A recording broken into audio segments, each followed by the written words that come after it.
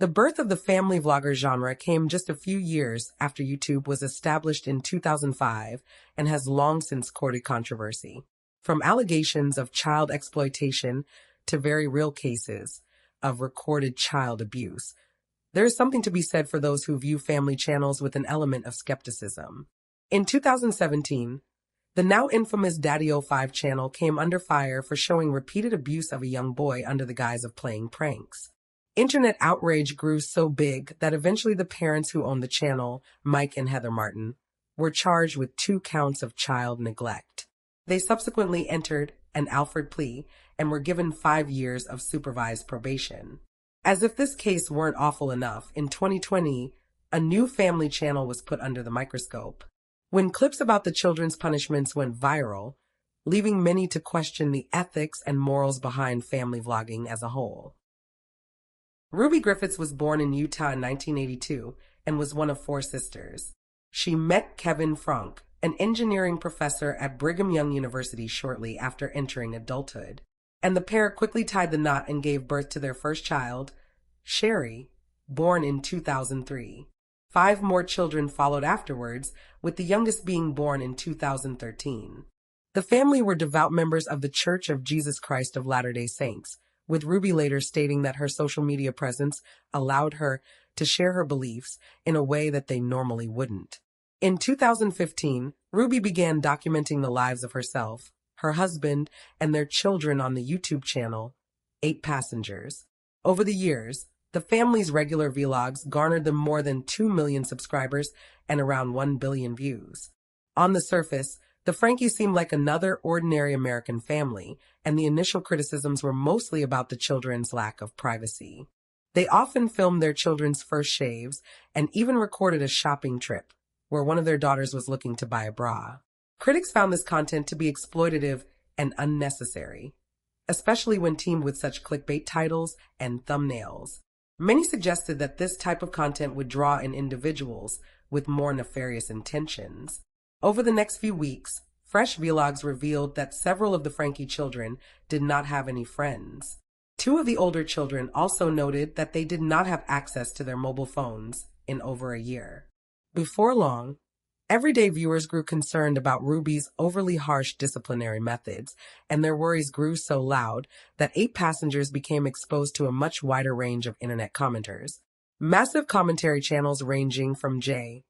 Aubrey to Swoop to H3H3 began covering the now viral clips of Ruby discussing her children's lack of food and proper beds, both of which she saw as fitting punishments for petty issues the children had apparently caused.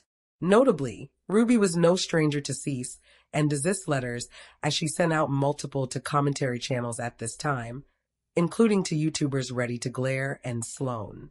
One of the most notable instances of Ruby's so-called punishments was when her 6-year-old daughter turned up to school with no lunch. When she was contacted by the girl's teacher and asked to drop something off, Ruby refused. She claimed that it was the 6-year-old's responsibility to pack her own lunch in the morning and said that going hungry throughout the day would be a punishment, which would help her daughter remember that she needed to make lunch for herself. Ruby added that she asked that her daughter not be given anything to eat by the school or her peers. In various other clips, Ruby can be seen telling 2 of her children that if they don't behave, they will not be allowed to eat dinner, threatening to behead one child's plush toy, and even at one point, claiming that Santa wouldn't be visiting the 2 children that year because they were not responding to other forms of punishment. According to AP News, some of those other forms of punishment included being kept home from school and being forced to clean the floorboards. Ruby reportedly stated, quote, "It's because they're so numb. And the more numb your child is, the bigger the outcome they need to wake them up."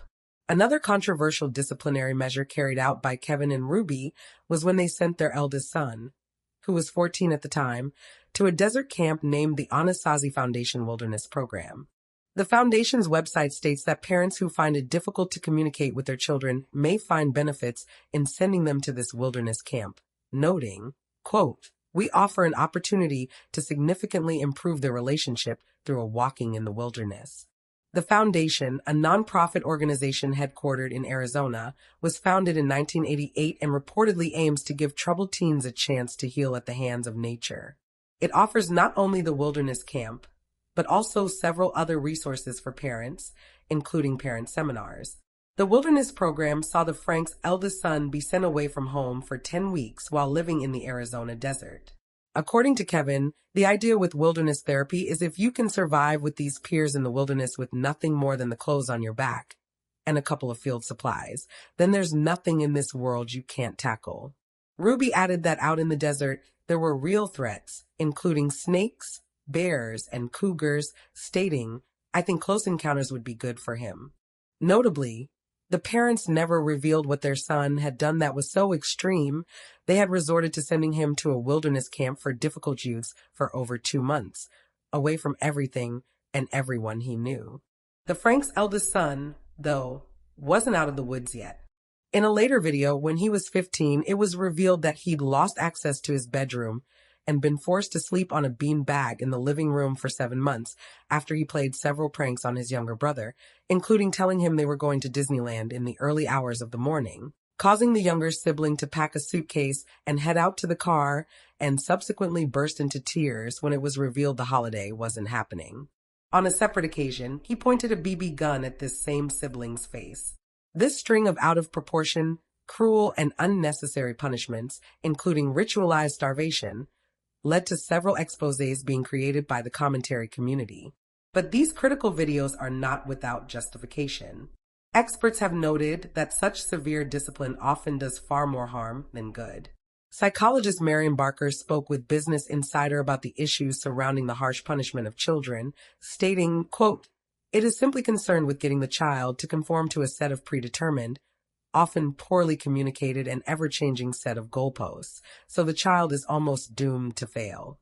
Children make choices with their behavior based on their emotions, and if you don't seek to understand and discuss these emotions, the child ends up storing up a host of resentment and anger at the very least." Worse, she added, children can develop issues with self-worth and abandonment.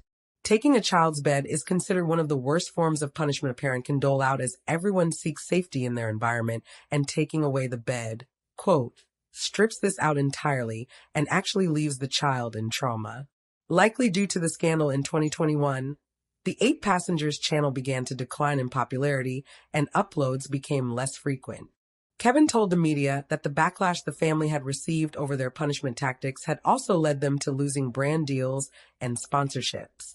Eventually, the channel was deleted altogether, and in its place, in June 2022, Connections was established. This new channel was designed to give and share family and parenting advice. Several years earlier, in 2019, Ruby had met Jodi Hildebrandt after she counseled one of the Frank children. Following this, Ruby hired Hildebrandt as her personal mentor. She later stated that Hildebrandt's teachings had led her to view a warped version of the world, claiming, was led to believe this world was an evil place filled with cops who control, hospitals that injure, government agencies that brainwash, church leaders who lie and lust, husbands who refuse to protect, and children who need abuse. Jodi Hildebrandt was born in June 1969 and studied English literature at Brigham Young University in Provo, Utah, before achieving a master's degree in educational psychology from the University of Utah. After university, Hildebrandt worked as the program director for a drug rehabilitation facility in Utah and became a licensed counselor in 2005. 2 years later, she established Connections, which was described then as a relationship and business counseling company. However, Hildebrandt has had a less than stellar track record during her career. In 2012, she was put on probation for 18 months after disclosing sensitive confidential information about a former client to the LDS Church and Brigham Young University several years earlier. She claimed that the patient had serious issues, but never formally diagnosed him and reportedly didn't even spend enough time with the patient to figure out what was going on. Furthermore, in 2010, a teen living with Hildebrandt, described as her niece, reported her to the police after being forced to sleep outside in a sleeping bag and having duct tape placed over her mouth. The teen also described being made to wear the same clothes for weeks on end, and investigators discovered that the girl was not enrolled in school.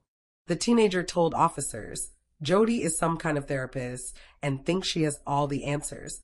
But Jodi insults me all the time in front of others and acts like I am evil by not letting me talk to kids or others.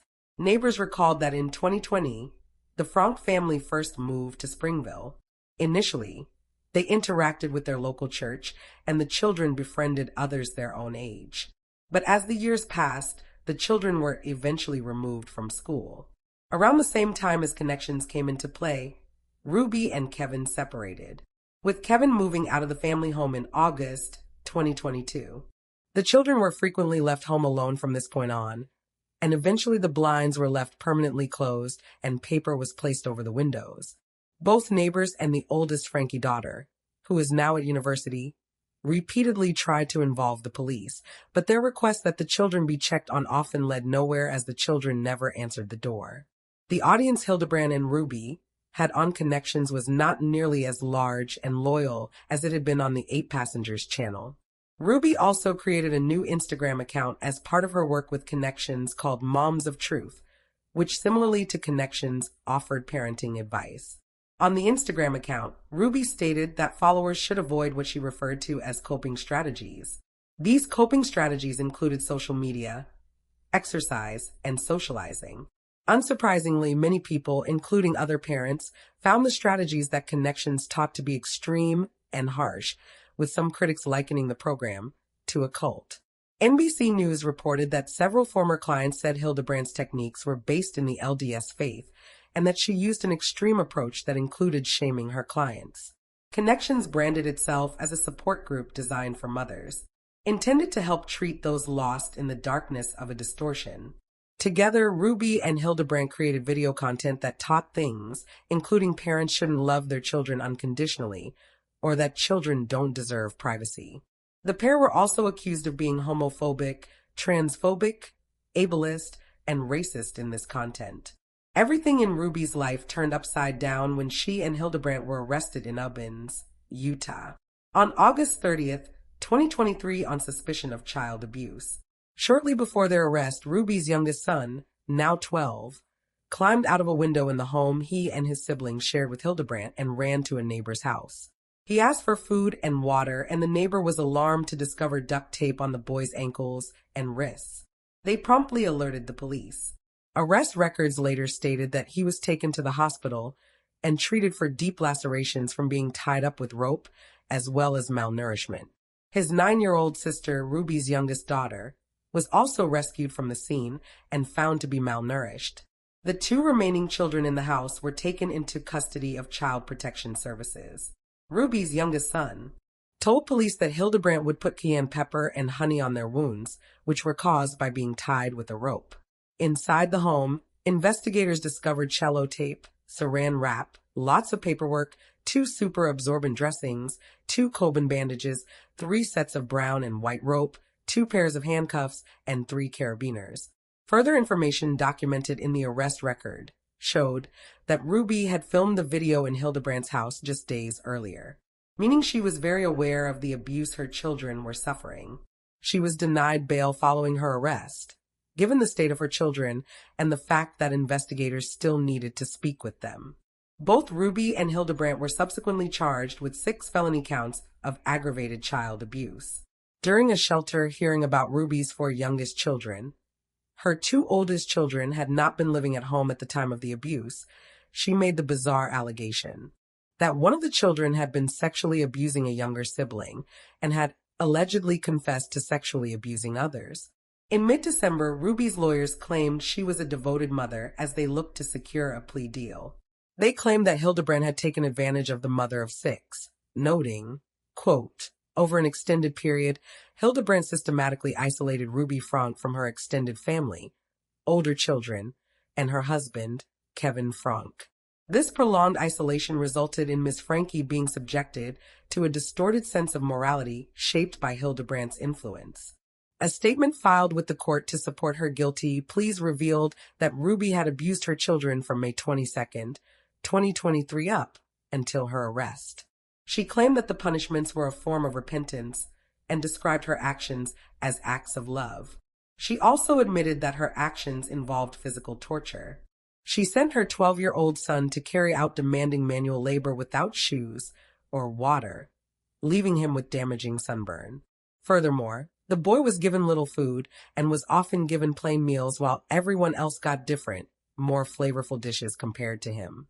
Ruby also admitted to kicking the young boy while wearing boots, holding his head underwater and hog-tying him. He was kept isolated with no entertainment. Ruby's youngest daughter didn't fare better. She was also forced to work outside, run on dirt roads without shoes for lengthy periods of time, and was starved and not given water.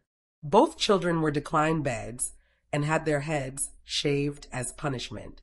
In her diaries, Ruby referred to the children as spawns of Satan and of her son stated, quote, "I will not feed a demon." She also called him a compulsive liar with a cold, dead heart.